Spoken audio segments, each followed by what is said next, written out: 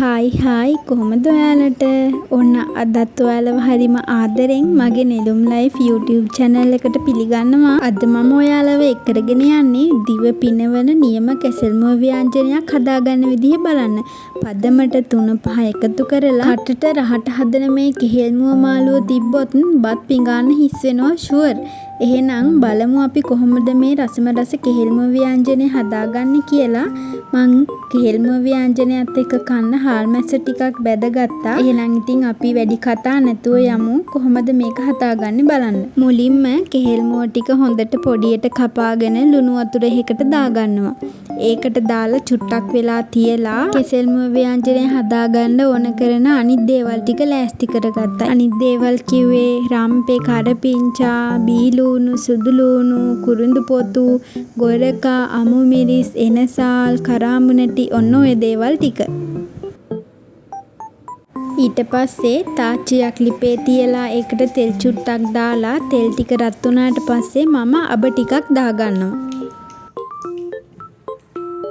ඊළඟට අබ ටික පුපුරලා ඉවර වුණාට පස්සේ කපාගත්ත සුදුලුණු ටික පොඩ්ඩක් රන්වන් පාට වෙනකන් ටෙම්පරාදු කරගන්නවා මම. සුදුලුණු ටික රන්වන් පාට වෙනකන් ටෙම්පරාදු වුණාට පස්සේ රම්පේ, කරපිංචා, බීලුණු, එනසාල්, අමු මිරිස් ඔන්න ඔය දේවල් ටික දාලා ඒ ටිකත් හොඳට ටෙම්පරාදු කරගන්නවා. ඊට පස්සේ මිරිස් කුඩු, කහ කුඩු, 3-5 කුඩුත් මේකට දාලා ඒ ටිකත් පොඩ්ඩක් අර පාට වෙනස් වෙනකන් පොඩ්ඩක් ටෙම්පරාදු කරගන්නවා. ඉතින් මේ මිරිස් කුඩු, කහ කුඩු, 3-5 කුඩු ඔයාට අවශ්‍ය ප්‍රමාණයට දාගන්න. මම මෙතන ප්‍රමාණයක් සඳහන් කරන්නේ නැහැ. කහ කුඩු, මිරිස් කුඩු, 3-5 කුඩු ඒ දේවලුත් අර කලින් ඒවත් එක්ක හොඳට ටෙම්පරාදු කරගෙන පාට පොඩ්ඩක් වෙනස් වෙනකන් ටෙම්පරාදු කරගෙන අපි ලුණු වතුරේ දාලා තිබ්බ කෙසෙල්මුව ටික ආයේ පාරක් සාමාන්‍ය වතුරෙන් හොදගෙන ඒ ටික හොඳට පෙරාගෙන භාජනයට දාගන්නවා.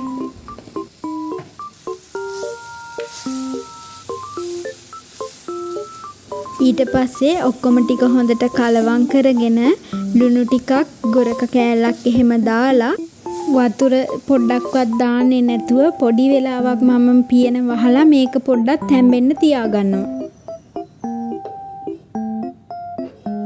සාමාන්‍ය විනාඩි 5-10ක් වගේ එහෙම තියලා මම හොඳට මිරිකගත්තු පොල් කිරි ටික දාගන්නවා. මේ මම නම් මිරිකලා නෙමෙයි මේ අරන් තියෙන්නේ, දෙපාරක් විතර බ්ලෙන්ඩර් කරලා. එතකොට හොඳට උකුවට කිරි ටික තියෙනවා. මේක මේ කිරි ටිකත් එක්ක හිඳුනහම මාරම රහයි, අර නිකන් තෙල් පෑදිලා වගේ තියෙනවා, මාරම රහයි.